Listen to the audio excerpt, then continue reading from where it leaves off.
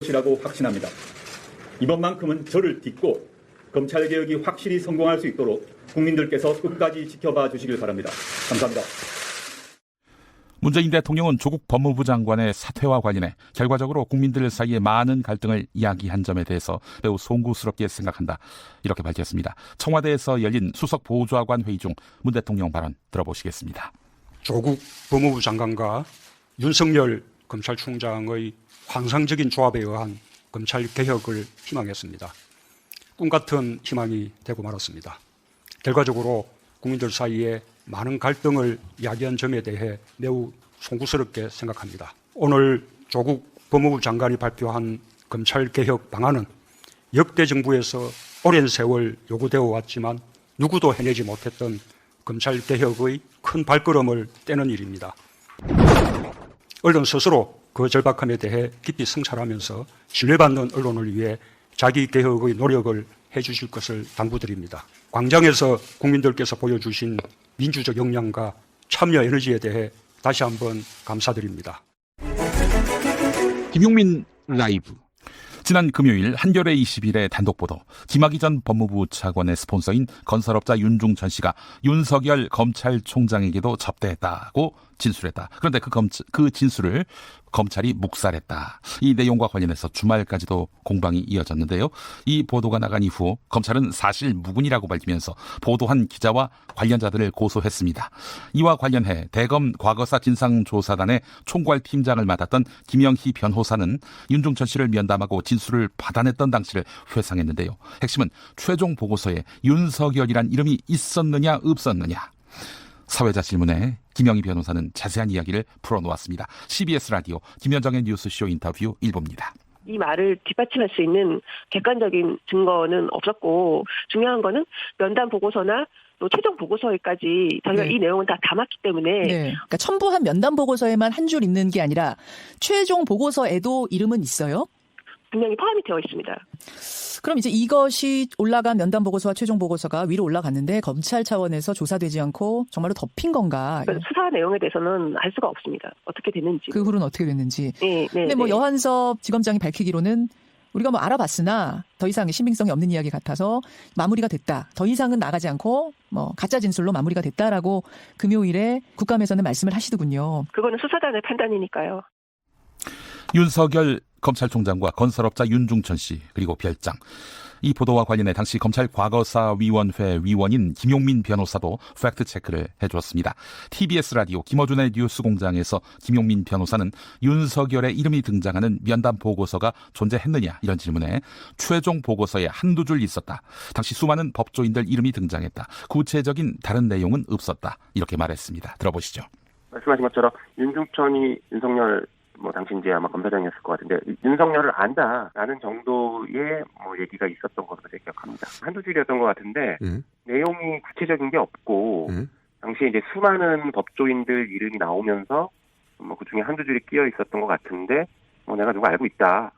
이 정도였습니다. 그리고 접대 얘기나 이런 얘기들이 없었기 때문에 지금 누구 안다는 거 가지고 우리가 수사 공고를 할 수 있을까 이런 의문들이 막 제기됐었죠. 김용민 라이브. 지난 주말 일본 열도를 강타한 태풍 하기비스.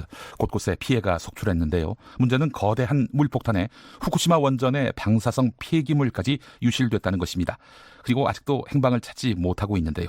까만 봉투에 담아서 적치해 놓았던 방사능 오염토에 대한 이야기. MBC 라디오 김종배의 시선집중에 나온 양이원영 에너지 전환 포럼 사무처장의 발언 들어보시죠. 방사능 오염토가 뭐냐면 방사성 물질은 제거할 수 있는 방법이 따로 있는 게 아닙니다. 시간을 기다려서 그 반감기라고 해서 핵붕괴가 일어나는 시간을 계속 기다려서 이게 사라지는 그 물질이 다른 물질을 바뀔 때까지 기다려야 되는 수밖에 없거든요. 그렇죠. 예. 근데 그러니까 대표적인 물질이 이제 오염된 게 스트론튬이나 세슘인데 얘네들이 반으로 줄어드는 시간이 29년, 30년 이 정도 걸립니다. 예. 그래서 이제 수백 년 동안 기다려야 되는 상황인데 까만 봉투에다가 담아서 그냥 적치를 해놓는 거예요. 예. 봉투에 담아서 적치해놓는 거니까 그게 이제 훼손이 될 수가 있는 거죠. 그리고 특히나 물이 이제 범람하게 되면 걔가 쓸려가게 되는 거고 그렇게 쓸려간 게 이제 수천 개라고 지금 얘기를 하고 있는데 이게 바다로 당연히 이제 물로 쓸려가니까 하천으로 해서 바로 그거잖아요. 이게 강이 오염되고 나아가서 바다가 오염되고 이럴 가능성이 있는 거잖아요. 근데 이미 오염돼 있죠. 네. 김광진의 노래 편지 나갑니다.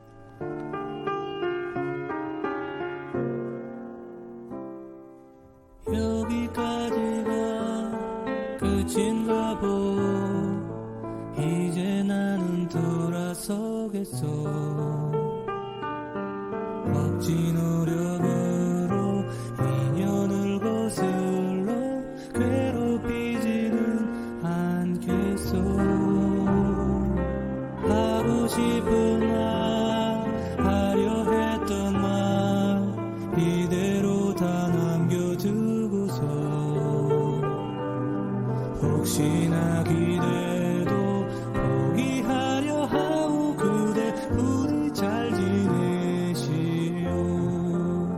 기나긴 그대 침묵은 이별로 받아주겠어. 행여 이 맘 다칠까. 큰 짐은 접어두고 사랑한 사람이여 더 이상 못 보아줘. 사실 그대 있음으로 날 그를 견뎌왔으면 감사하오. 좋은 사람 만나고 사는 동안 날 잊고 사시오. 진정 행복하길 바라겠소. 이 맘만 가져가오.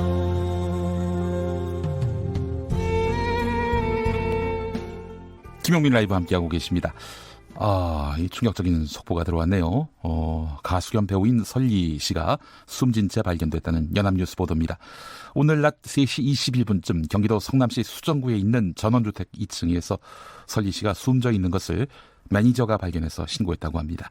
2009년에 FX로 데뷔한 설리 씨는 2014년 악성 댓글과 루머로 고통을 호소하면서 연예 활동을 잠정 중단했다가 그 이듬해부터 연기 활동에 집중하겠다면서 팀에서 탈퇴했는데요. 일단 경찰은 사망 신고를 접수했고요. 확인 중이라는 소식이 들어왔습니다.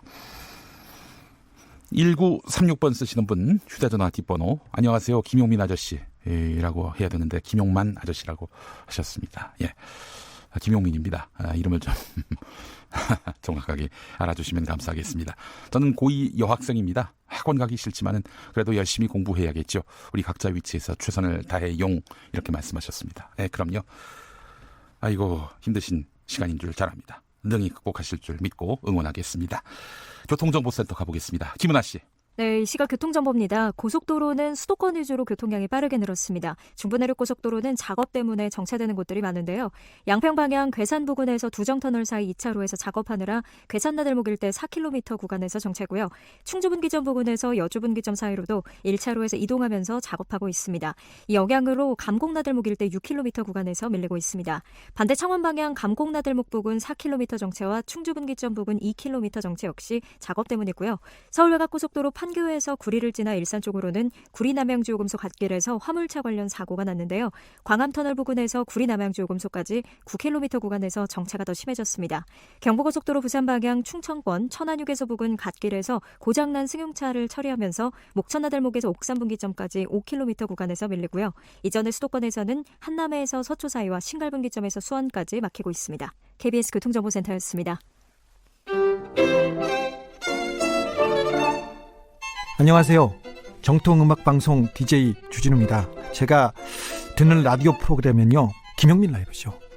오후 5시에 듣는 라디오도 김용민 라이브쇼. 저는 김어준은 안 듣습니다.